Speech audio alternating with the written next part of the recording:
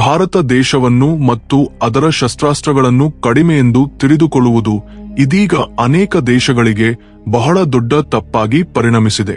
ಇದೀಗ ದಕ್ಷಿಣ ಕಾಕಸಸ್ ಪ್ರದೇಶದಲ್ಲೂ ಏನಂತಹ ಸ್ಥಿತಿ ಬಂದಿದೆ ಅಂದರೆ ಈ ಪ್ರದೇಶದ ರಾಜಕೀಯಗಳು ಒಮ್ಮೆಲೆ ಗಲಿಬಿಲಿಯಾಗಿ ಬಿದ್ದಿವೆ. ಯಾಕೆಂದರೆ ಇದುವರೆಗೂ ದುರ್ಬಲ ದೇಶವೆಂದು ಭಾವಿಸಿದ್ದ ಅರ್ಮೇನಿಯಾ ಈಗ ಭಾರತ ತಯಾರಿಸಿದ ಶಸ್ತ್ರಾಸ್ತ್ರಗಳ ಬಲದಿಂದ ತನ್ನ ಶತ್ರುವಾದ ಅಜರ್ಬೈಜಾನ್ಗೆ ಗಟ್ಟಿಯಾದ ಎದುರುದಾಳಿಗಳನ್ನು ನೀಡುತ್ತಿದೆ. ಅಜರ್ಬೈಜಾನ್ ದೇಶದ ಅಧ್ಯಕ್ಷ ಇಲ್ಹಾಮ್ ಅಲಿಯೇವ್ ಅನ್ನೋ ವ್ಯಕ್ತಿ ಪಾಕಿಸ್ತಾನದ ಪ್ರಧಾನಮಂತ್ರಿ ಶೆಹಬಾಜ್ ಶರೀಫ್ಗೆ ಬಹಳ ಹತ್ತಿರದವನಾಗಿ ಹೆಸರುವಾಸಿಯಾಗಿದ್ದಾನೆ. ಈ ಸ್ಥಿತಿಗಳು ಅವನನ್ನು ಬಹಳವಾಗಿ ಆತಂಕಕ್ಕೆ ಗುರಿಮಾಡುತ್ತಿವೆ. ಯಾಕೆಂದರೆ ಅವನ ಕಣ್ಣು ಮುಂದೆಯೇ ಅಜರ್ಬೈಜಾನ್ ಸೈನ್ಯವು ಕ್ರಮೇಣ ದುರ್ಬಲಗೊಳ್ಳುತ್ತಿದೆ. ಇತ್ತೀಚಿನ ವರದಿಗಳ ಪ್ರಕಾರ 2025 ಸಂವತ್ಸರದ ಡಿಸೆಂಬರ್ 6ನೇ ತಾರೀಖಿನಂದು ಅರ್ಮೇನಿಯಾ ಸೈನ್ಯವು ಭಾರತ ತಯಾರಿಸಿದ ಮಲ್ಟಿ ಬ್ಯಾರೆಲ್ ರಾಕೆಟ್ ಲಾಂಚರ್ ಆದ ಪಿನಾಕಾವನ್ನು ಬಳಸಿ ಅಜರ್ಬೈಜಾನ್ಗೆ ಸೇರಿದ T-72B3 ರೂಪದ ಟ್ಯಾಂಕ್ ಅನ್ನು ಗಡಿ ಪ್ರದೇಶದಲ್ಲಿ ಸಂಪೂರ್ಣವಾಗಿ ನಾಶಪಡಿಸಿದೆ. ಇಂತಹ ಘಟನೆ ಮೊದಲ ಸಾರಿ ಅಲ್ಲ, ಇದು ಎರಡನೇ ಸಾರಿ ಸಂಭವಿಸಿದೆ. ಯಾಕೆಂದರೆ ಭಾರತದಲ್ಲಿ ತಯಾರಾದ ಶಸ್ತ್ರಾಸ್ತ್ರಗಳು ನಿಜವಾದ ಯುದ್ಧ ಪರಿಸ್ಥಿತಿಗಳಲ್ಲಿ ಶತ್ರು ಟ್ಯಾಂಕುಗಳನ್ನು ಚೂರುಚೂರಾಗಿ ಮಾಡಿ ನಾಶ ಮಾಡಿವೆ. ಈ ದಾಳಿಯನ್ನು ಕೇವಲ ಸಾಮಾನ್ಯ ಆಕ್ರಮಣವೆಂದು ಮಾತ್ರ ನೋಡಬಾರದು. ಇದನ್ನು ಭಾರತ ಮತ್ತು ಅರ್ಮೇನಿಯಾ ನಡುವೆ ಹೆಚ್ಚುತ್ತಿರುವ ಸೈನಿಕ ಸಹಕಾರಕ್ಕೆ ಸ್ಪಷ್ಟವಾದ ಆಧಾರವೆಂದು ಪರಿಗಣಿಸಬೇಕು ಮತ್ತು ಇದು ಅಜರ್ಬೈಜಾನ್ನ ಯುದ್ಧ ತಂತ್ರಗಳನ್ನು ಸಂಪೂರ್ಣವಾಗಿ ಕುಗ್ಗಿಸಿದೆ. ಸ್ನೇಹಿತರೆ, ಇದು ಬಹಳ ಮುಖ್ಯವಾದ ಮತ್ತು ದೊಡ್ಡ ಬೆಳವಣಿಗೆ ಎಂದು ಹೇಳಬಹುದು. ಈ ವಿಡಿಯೋದಲ್ಲಿ ನಾವು ಈ ವಿಷಯವನ್ನು ಸಂಪೂರ್ಣವಾಗಿ ಅರ್ಥಮಾಡಿಕೊಳ್ಳೋಣ. ಆದರೆ ಅದಕ್ಕೂ ಮುಂಚೆ ಈ ವಿಡಿಯೋಗೆ ಲೈಕ್ ಹಾಕಿ, ನಮ್ಮ ಚಾನೆಲ್ನು ಸಬ್ಸ್ಕ್ರೈಬ್ ಮಾಡಿಕೊಳ್ಳುವುದನ್ನು ಮರೆಯಬೇಡಿ. ನಿಜಕ್ಕೂ ಅರ್ಮೇನಿಯಾ ಮತ್ತು ಅಜರ್ಬೈಜಾನ್ ನಡುವಿನ ವಿವಾದವು ನಾಗೋರ್ನೋ ಕರಬಕ್ ಅನ್ನೋ ಪ್ರದೇಶದ ಸುತ್ತಮುತ್ತ ಸುತ್ತುತ್ತಿದೆ ಮತ್ತು ಈ ಉದ್ವಿಗ್ನತೆ 989 ಸಂವತ್ಸರದಿಂದಲೂ ಮುಂದುವರೆದಿದೆ. 2020 ಸಂವತ್ಸರದಲ್ಲಿ ನಡೆದ 44 ದಿನಗಳ ಯುದ್ಧದಲ್ಲಿ ಅಜರ್ಬೈಜಾನ್ ಸೈನ್ಯವು ಟರ್ಕಿಯೆ ಮತ್ತು ಇಸ್ರೇಲ್ ದೇಶಗಳಿಂದ ಬಂದ ಡ್ರೋನ್ಗಳನ್ನು ಬಳಸಿ ಅರ್ಮೇನಿಯಾಕ್ಕೆ ಸೇರಿದ 200ಕ್ಕೂ ಹೆಚ್ಚು ಟ್ಯಾಂಕುಗಳು ಮತ್ತು 70ಕ್ಕೂ ಹೆಚ್ಚು ಆರ್ಮರ್ಡ್ ವಾಹನಗಳನ್ನು ಸಂಪೂರ್ಣವಾಗಿ ನಾಶ ಮಾಡಿತು.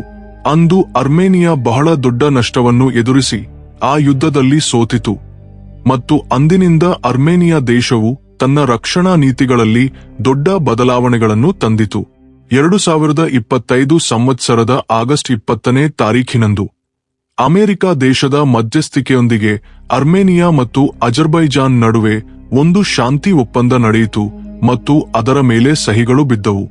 ಆದರೆ ನೆಲದ ಮೇಲಿನ ನಿಜವಾದ ಪರಿಸ್ಥಿತಿಗಳು ಇನ್ನೂ ಸಂಪೂರ್ಣವಾಗಿ ಸ್ಥಿರವಾಗಿ ಬದಲಾಗಿಲ್ಲ. ಯಾಕೆಂದರೆ ಅಜರ್ಬೈಜಾನ್ ಇನ್ನೂ ಅರ್ಮೇನಿಯಾ ಭೂಪ್ರದೇಶಗಳನ್ನು ಆಕ್ರಮಿಸಿಕೊಳ್ಳಬೇಕೆಂಬ ಉದ್ದೇಶದೊಂದಿಗೆಯೇ ಇದೆ. ಇಂತಹ ಅಪಾಯಗಳನ್ನು ಮೊದಲೇ ಗಮನಿಸಿದ ಅರ್ಮೇನಿಯಾ ರಷ್ಯಾ ದೇಶದ ಮೇಲಿನ ತನ್ನ ನಂಬಿಕೆಯನ್ನು ಕಡಿಮೆ ಮಾಡಿಬಿಟ್ಟಿತು. ಯಾಕೆಂದರೆ ಹಿಂದಿನ ಯುದ್ಧ ಸಮಯದಲ್ಲಿ ರಷ್ಯಾ ಅಗತ್ಯವಾದ ಸೈನಿಕ ಸಾಮಗ್ರಿಗಳನ್ನು ಸಮಯಕ್ಕೆ ಸರಿಯಾಗಿ ಸರಬರಾಜು ಮಾಡಲಿಲ್ಲ. ಅದಾದ ನಂತರ ಭಾರತ ಅರ್ಮೇನಿಯಾಕ್ಕೆ ಬಲವಾದ ರಕ್ಷಣಾ ಪಾಲುದಾರನಾಗಿ ಬದಲಾಯಿತು ಮತ್ತು ಎರಡು ದೇಶಗಳ ನಡುವಿನ ಸಹಕಾರವು ನಿರಂತರವಾಗಿ ಹೆಚ್ಚುತ್ತಲೇ ಬಂದಿದೆ. 2020 ಸಂವತ್ಸರದಿಂದ ಭಾರತ ಅರ್ಮೇನಿಯಾಕ್ಕೆ ಅತ್ಯಂತ ವಿಶ್ವಾಸಾರ್ಹ ರಕ್ಷಣಾ ಪಾಲುದಾರನಾಗಿ ಬದಲಾಗಿದೆ ಮತ್ತು ಈ ಅವಧಿಯಲ್ಲಿ ಭಾರತ ಅರ್ಮೇನಿಯಾಕ್ಕೆ ಬಹಳ ಮುಖ್ಯವಾದ ಶಸ್ತ್ರಾಸ್ತ್ರಗಳನ್ನು ನೀಡಿದೆ. ಇದುವರೆಗೂ ಅರ್ಮೇನಿಯಾಕ್ಕೆ ಭಾರತದಿಂದ 6 ಪಿನಾಕಾ ರಾಕೆಟ್ ಲಾಂಚರ್ಗಳು, 6 ATAGS ಆರ್ಟಿಲರಿ ಯೂನಿಟ್ಗಳು, 15 ಆಕಾಶ್ ಮಿಸೈಲ್ ಸಿಸ್ಟಂಗಳು ಮತ್ತು ಬಹಳ ಡಜನ್ ಸಂಖ್ಯೆಯಲ್ಲಿ ಆಂಟಿ ಟ್ಯಾಂಕ್ ಮಿಸೈಲ್ಗಳು ಬಂದಿವೆ. ಈ ಶಸ್ತ್ರಾಸ್ತ್ರಗಳು ಅರ್ಮೇನಿಯಾ ಸೈನ್ಯಕ್ಕೆ ಹೊಸ ಶಕ್ತಿ ಮತ್ತು ಬಲವನ್ನು ನೀಡಿವೆ. ಹಿಂದೆ ಶತ್ರು ದೇಶದ ಆಧುನಿಕ ಡ್ರೋನ್ಗಳು ಮತ್ತು ಟ್ಯಾಂಕುಗಳ ಮುಂದೆ ದುರ್ಬಲಗೊಳ್ಳುತ್ತಿದ್ದ ಅರ್ಮೇನಿಯಾ ಸೈನ್ಯವು ಈಗ ಆ ಶಸ್ತ್ರಾಸ್ತ್ರಗಳ ಸಹಾಯದಿಂದ ಗಟ್ಟಿಯಾಗಿ ಎದುರಿಸಿ ಪ್ರತಿದಾಳಿ ಮಾಡುವ ಸ್ಥಿತಿಗೆ ಬಂದಿದೆ.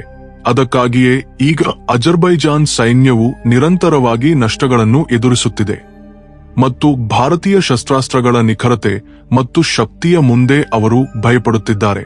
2025 ಸಂವತ್ಸರದ ನವೆಂಬರ್ನಿಂದ ಎರಡು ದೇಶಗಳ ನಡುವೆ $4 ಬಿಲಿಯನ್ ಮೌಲ್ಯದ ಬ್ರಹ್ಮೋಸ್ ಮಿಸೈಲ್ಗಳು ಮತ್ತು ಸುಖೋಯ್ 30 NK ಯುದ್ಧ ವಿಮಾನಗಳ ಒಪ್ಪಂದದ ಮೇಲೆ ಚರ್ಚೆಗಳು ನಡೆಯುತ್ತಿವೆ. ಒಂದು ವೇಳೆ ಈ ಒಪ್ಪಂದ ಆಗಿದ್ದರೆ ಅರ್ಮೇನಿಯಾ ಸೈನಿಕ ಸಾಮರ್ಥ್ಯವು ಬಹಳ ರೆಟ್ಟು ಹೆಚ್ಚಾಗಿ ಹೋಗುತ್ತದೆ ಮತ್ತು ಅಜರ್ಬೈಜಾನ್ಗೆ ಯುದ್ಧ ಮೈದಾನದಲ್ಲಿ ನಿಲ್ಲುವುದು ಬಹಳ ಕಷ್ಟವಾಗುತ್ತದೆ. ಈ ಸೈನಿಕ ಪಾಲುಗಾರಿಕೆ ದಕ್ಷಿಣ ಕಾಕಸಸ್ ಪ್ರದೇಶದಲ್ಲಿ ಶಕ್ತಿ ಸಮತೋಲನವನ್ನು ಬಹಳ ವೇಗವಾಗಿ ಬದಲಾಯಿಸಿದೆ ಮತ್ತು ಈಗ ಭಾರತ ಈ ಪ್ರದೇಶದಲ್ಲಿ ಸ್ಥಿರತೆಯನ್ನು ಕಾಪಾಡುವ ಮುಖ್ಯ ಸ್ತಂಭವಾಗಿ ಬೆಳೆಯುತ್ತಿದೆ. ಭಾರತದ ಈ ಪ್ರಗತಿ ಕೇವಲ ತಂತ್ರಗಾರಿಕೆಯದು ಮಾತ್ರವಲ್ಲ, ತಂತ್ರಜ್ಞಾನದ ದೃಷ್ಟಿಯಿಂದಲೂ ಬಹಳ ದೊಡ್ಡ ಜಯವೆಂದು ಪರಿಗಣಿಸಲಾಗುತ್ತಿದೆ. 2025 ಸಂವತ್ಸರದ ಡಿಸೆಂಬರ್ 6ನೇ ತಾರೀಖಿನಂದು ನಡೆದ ಈ ಘಟನೆ ಭಾರತ ಅರ್ಮೇನಿಯಾ ನಡುವಿನ ಪಾಲುಗಾರಿಕೆಯನ್ನು ಮತ್ತಷ್ಟು ಬಲಪಡಿಸಿದಂತೆ ಸಾಬೀತುಪಡಿಸಿದೆ. ವರದಿಗಳ ಪ್ರಕಾರ ಆ ದಿನ ಬೆಳಿಗ್ಗೆ 11 ಗಂಟೆಗೆ ಅಜರ್ಬೈಜಾನ್ ಸೈನ್ಯವು ತಮ್ಮ T-72B3 ರೂಪದ ಟ್ಯಾಂಕುಗಳನ್ನು ಬಳಸಿ ಅರ್ಮೇನಿಯಾ ನಿವಾಸ ಪ್ರದೇಶಗಳ ಮೇಲೆ ಉದ್ದೇಶಪೂರ್ವಕವಾಗಿ ಶೆಲ್ಲಿಂಗ್ ಆರಂಭಿಸಿತು. ಈ ದಾಳಿಯನ್ನು ಕೇವಲ ಉದ್ರೇಕಕಾರಿ ಕ್ರಿಯೆಯೆಂದು ಮಾತ್ರವಲ್ಲದೆ ಅರ್ಮೇನಿಯಾ ಜನರಲ್ಲಿ ಬಹಳ ದೊಡ್ಡ ಕೋಪವನ್ನು ಹುಟ್ಟುಹಾಕಿದ ಘಟನೆಯೆಂದು ನೋಡಬಹುದು. ಅಂತಹ ಸ್ಥಿತಿಗಳಲ್ಲಿ ಅರ್ಮೇನಿಯಾ ಸೈನ್ಯವು ಭಾರತ ನೀಡಿದ ಸ್ವಾತಿ ರಾಡಾರ್ ಅನ್ನು ಬಳಸಿ ಕ್ಷಣಗಳಲ್ಲೇ ಶತ್ರು ಟ್ಯಾಂಕುಗಳ ಸ್ಥಾನಗಳನ್ನು ನಿಖರವಾಗಿ ಗುರುತಿಸಿತು ಮತ್ತು ಇದರಿಂದ ಮುಂದಿನ ಕ್ರಿಯೆಗಳು ಬಹಳ ಸುಲಭವಾದವು. ಮೊದಲು ಅರ್ಮೇನಿಯಾ ಸೈನ್ಯವು ಎಚ್ಚರಿಕೆಯನ್ನು ಹೊರಡಿಸಿತು, ಅಂದರೆ ಅಜರ್ಬೈಜಾನ್ ಈ ದಾಳಿಗಳನ್ನು ನಿಲ್ಲಿಸಬೇಕೆಂದು ಹೇಳಿತು. ಆದರೆ ಗೋಲಾಬಾರಿ ಮುಂದುವರೆದಿದ್ದರಿಂದ ಅರ್ಮೇನಿಯಾ ಸೈನ್ಯವು ಪ್ರತಿದಾಳಿಗೆ ಸಿದ್ಧವಾಯಿತು ಮತ್ತು ಪಿನಾಕಾ ರಾಕೆಟ್ ಸಿಸ್ಟಮ್ ಅನ್ನು ಸಕ್ರಿಯಗೊಳಿಸಿತು. ಪಿನಾಕಾದ ಮೊದಲ ದಾಳಿಯಲ್ಲೇ 12 ರಾಕೆಟ್ಗಳನ್ನು ಪ್ರಯೋಗಿಸಿದರು ಮತ್ತು ಆ ರಾಕೆಟ್ಗಳಲ್ಲಿ ಹೈ ಎಕ್ಸ್ಪ್ಲೋಸಿವ್ ಟ್ಯಾಂಡಮ್ ಚಾರ್ಜ್ ವಾರ್ಹೆಡ್ಗಳು ಅನ್ನೋ ಸ್ಫೋಟಕ ಪದಾರ್ಥಗಳನ್ನು ಅಳವಡಿಸಲಾಗಿತ್ತು. ಈ ವಾರ್ಹೆಡ್ಗಳು ಬಹಳ ಶಕ್ತಿಶಾಲಿಯಾಗಿವೆ. ಅವು ಯಾವುದೇ ರೂಪದ ಆರ್ಮರ್ ಅನ್ನು ಸುಲಭವಾಗಿ ಛಿದ್ರಗೊಳಿಸಿ ಕ್ಷಣಗಳಲ್ಲೇ ಸಂಪೂರ್ಣವಾಗಿ ನಾಶ ಮಾಡಬಲ್ಲವು. ಅದಕ್ಕಾಗಿಯೇ ಅಜರ್ಬೈಜಾನ್ಗೆ ಸೇರಿದ T-72B3 ಟ್ಯಾಂಕು ಕೆಲವು ಸೆಕೆಂಡುಗಳಲ್ಲೇ ಸಂಪೂರ್ಣವಾಗಿ ಶಿಥಿಲಗೊಂಡಿತು ಮತ್ತು ಅದರ ಇಂಜಿನ್ ಮತ್ತು ಸೈನಿಕ ಸಿಬ್ಬಂದಿ ಕೂಡ ತೀವ್ರವಾಗಿ ಹಾನಿಗೊಳಗಾದರು. ಈ ದಾಳಿ ಕೇವಲ ಒಂದು ಸೈನಿಕ ಕ್ರಿಯೆ ಮಾತ್ರವಲ್ಲ, ಇದು ದಕ್ಷಿಣ ಕಾಕಸಸ್ ಪ್ರದೇಶದಲ್ಲಿ ಭಾರತದ ತಂತ್ರಜ್ಞಾನ ಮತ್ತು ಅರ್ಮೇನಿಯಾದ ಹೊಸ ತಂತ್ರಗಾರಿಕಾ ಸಾಮರ್ಥ್ಯವನ್ನು ಪ್ರದರ್ಶಿಸುವ ಮುಖ್ಯ ಘಟನೆಯೂ ಹೌದು. ಅರ್ಮೇನಿಯಾ ಸೈನ್ಯವು ಇದುವರೆಗೂ ಪಿನಾಕಾ ಬಳಸಿ 3 ಅಜರ್ಬೈಜಾನ್ ಟ್ಯಾಂಕುಗಳನ್ನು ನಾಶ ಮಾಡಿದೆ ಮತ್ತು ಈ ಪ್ರಕ್ರಿಯೆ ಇಲ್ಲಿಗೆ ನಿಲ್ಲುವಂತೆ ಕಾಣುತ್ತಿಲ್ಲ. ಯಾಕೆಂದರೆ ಭಾರತೀಯ ಶಸ್ತ್ರಾಸ್ತ್ರಗಳು ಅರ್ಮೇನಿಯಾ ಸೈನ್ಯದ ಕೈಗೆ ಬರುತ್ತಿರುವಂತೆಲ್ಲ ಅದರ ಪ್ರತಿದಾಳಿ ಸಾಮರ್ಥ್ಯವು ಹಿಂದಿನದಕ್ಕಿಂತ ಬಹಳ ರೆಟ್ಟು ಬಲಗೊಳ್ಳುತ್ತಿದೆ.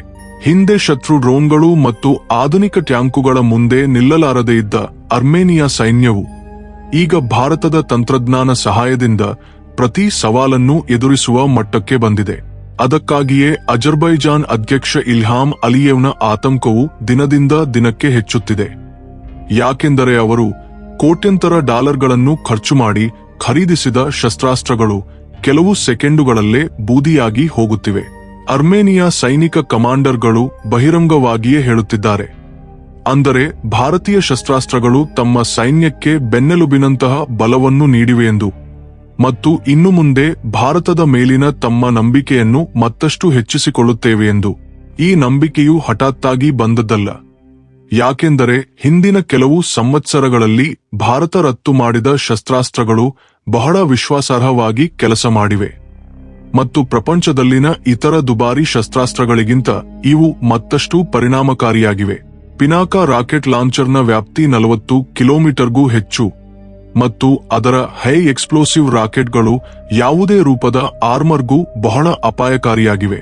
ಅದಕ್ಕಾಗಿಯೇ ಅಜರ್ಬೈಜಾನ್ ಸೈನ್ಯವು ಈಗ ಭಯದಿಂದ ನಡುಗುತ್ತಿದೆ, ಯಾಕೆಂದರೆ ಮುಂದಿನ ದಾಳಿ ಯಾವಾಗ ಮತ್ತು ಎಲ್ಲಿ ನಡೆಯುತ್ತದೆಯೆಂದು ಅವರಿಗೆ ತಿಳಿಯುತ್ತಿಲ್ಲ. ಅರ್ಮೇನಿಯಾದ ಸೈನಿಕ ನೀತಿಯಲ್ಲಿ ಬದಲಾವಣೆಗಳು ಆರಂಭವಾದದ್ದು 2020 ಸಂವತ್ಸರದ ಯುದ್ಧದಲ್ಲಿ ಭಾರೀ ನಷ್ಟಗಳನ್ನು ಎದುರಿಸಿದ ನಂತರ. ಅಂದು ಅಜರ್ಬೈಜಾನ್ ಟರ್ಕಿಯ ದೇಶಕ್ಕೆ ಸೇರಿದ ಬೇರಕ್ತರ್ ಡ್ರೋನ್ಗಳು ಮತ್ತು ಇಸ್ರೇಲ್ ದೇಶಕ್ಕೆ ಸೇರಿದ ಹಾರ್ಪಿ ಡ್ರೋನ್ಗಳನ್ನು ಬಳಸಿ ಅರ್ಮೇನಿಯಾ ಟ್ಯಾಂಕುಗಳನ್ನು ಒಂದೊಂದಾಗಿ ನಾಶ ಮಾಡಿತು. ಅಂದು ಅರ್ಮೇನಿಯಾಕ್ಕೆ ಆ ದಾಳಿಗಳಿಗೆ ಪ್ರತಿದಾಳಿ ಮಾಡುವ ಸಮರ್ಥವಾದ ಮಾರ್ಗವಿರಲಿಲ್ಲ ಮತ್ತು ರಷ್ಯಾ ಸರಬರಾಜು ತಡವಾದದ್ದರಿಂದ ಮತ್ತಷ್ಟು ದುರ್ಬಲಗೊಂಡಿತು.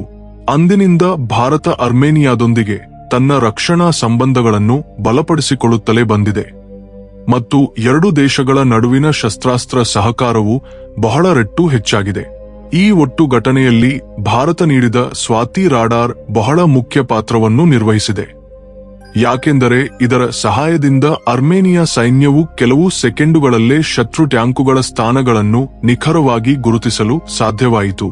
ಈ ಸ್ವಾತಿ ರಾಡಾರ್ ಸಿಸ್ಟಮ್ ಅನ್ನು ಭಾರತ ಕಾರ್ಗಿಲ್ ಯುದ್ಧ ಸಮಯದಲ್ಲಿ ಅಭಿವೃದ್ಧಿಪಡಿಸಲು ಆರಂಭಿಸಿತು ಮತ್ತು ಈಗ ಇದು ಪ್ರಪಂಚದಲ್ಲಿಯೇ ಅತ್ಯಂತ ವಿಶ್ವಾಸಾರ್ಹವಾದ ವೆಪನ್ ಲೊಕೇಶನ್ ರಾಡಾರ್ ಆಗಿ ಹೆಸರು ಪಡೆದಿದೆ.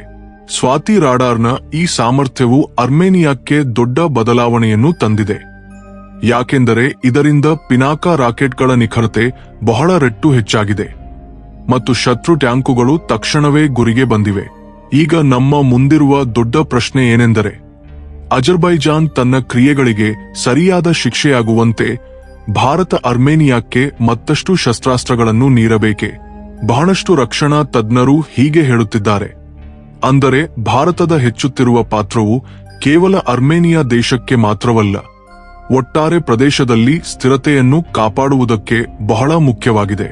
ಯಾಕೆಂದರೆ ಟರ್ಕಿಯ ಮತ್ತು ಪಾಕಿಸ್ತಾನ ಎರಡು ದೇಶಗಳು ಅಜರ್ಬೈಜಾನ್ಗೆ ಬಹಿರಂಗವಾಗಿ ಬೆಂಬಲ ನೀಡುತ್ತಿವೆ.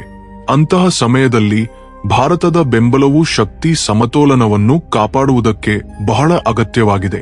ಇದು ಬಹಳ ಸ್ಪಷ್ಟವಾಗಿ ಕಾಣುತ್ತಿದೆ. ಅಂದರೆ ಭಾರತೀಯ ಶಸ್ತ್ರಾಸ್ತ್ರಗಳಿಗೆ ಪ್ರಪಂಚವ್ಯಾಪ್ತವಾಗಿ ಹೆಚ್ಚುತ್ತಿರುವ ಬೇಡಿಕೆ ಭಾರತದ ಅಂತಾರಾಷ್ಟ್ರೀಯ ಪ್ರತಿಷ್ಠೆಯನ್ನು ಮತ್ತಷ್ಟು ಬಲಪಡಿಸುತ್ತಿದೆ. ಯಾಕೆಂದರೆ ಈ ದಿನ ಭಾರತೀಯ ಶಸ್ತ್ರಾಸ್ತ್ರಗಳು ಬೆಲೆ ಮತ್ತು ಕಾರ್ಯಕ್ಷಮತೆ ಎರಡರಲ್ಲೂ ಅದ್ಭುತವಾಗಿ ಸಾಬೀತುಪಡಿಸುತ್ತಿವೆ. ಈಗ ನಿಮ್ಮ ಅಭಿಪ್ರಾಯವೇನು? ಭಾರತ ಅರ್ಮೇನಿಯಾಕ್ಕೆ ಮತ್ತಷ್ಟು ಶಸ್ತ್ರಾಸ್ತ್ರಗಳನ್ನು ನೀಡಿ ಈ ಪಾಲುಗಾರಿಕೆಯನ್ನು ಮತ್ತಷ್ಟು ಬಲಪಡಿಸಬೇಕೆ? ದಯವಿಟ್ಟು ಕೆಳಗಿನ ಕಾಮೆಂಟ್ನಲ್ಲಿ ನಿಮ್ಮ ಆಲೋಚನೆಗಳನ್ನು ತಪ್ಪದೇ ಬರೆಯಿರಿ. ಒಂದು ವೇಳೆ ಈ ವಿಡಿಯೋ ನಿಮಗೆ ಇಷ್ಟವಾದರೆ ಲೈಕ್ ಮಾಡುವುದು ಮತ್ತು ಶೇರ್ ಮಾಡುವುದನ್ನು ಮರೆಯಬೇಡಿ. ಮತ್ತು ಇಂತಹ ಇತ್ತೀಚಿನ ಸುದ್ದಿಗಳೊಂದಿಗೆ ಅಪ್ಡೇಟ್ ಆಗಿರಬೇಕೆಂದರೆ ನಮ್ಮ ಚಾನೆಲ್ನು ಸಬ್ಸ್ಕ್ರೈಬ್ ಮಾಡಿಕೊಂಡು ಬೆಲ್ ಐಕಾನ್ ಅನ್ನು ಆಲ್ ಅನ್ನೋ ಆಪ್ಷನ್ಗೆ ಸೆಟ್ ಮಾಡಿ. ಜೈ ಶ್ರೀರಾಮ್.